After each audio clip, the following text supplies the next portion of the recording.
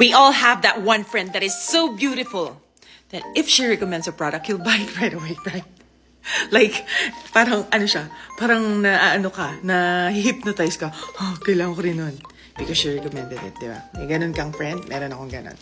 So, she recommended this. It's a product from Japan. Okay, so drink siya. Lagay niyo siya sa ref. So, ako naglalagay ako ng padalawa-dalawa sa ref. Nakailan na rin ako.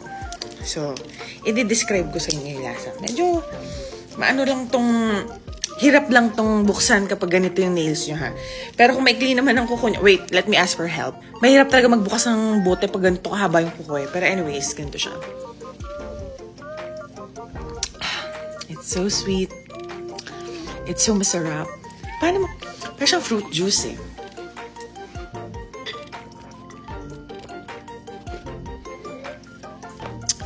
Every other day lang ako maganda. Ang lasa niya parang tunaw na mango shake. Masarap. I-research niya.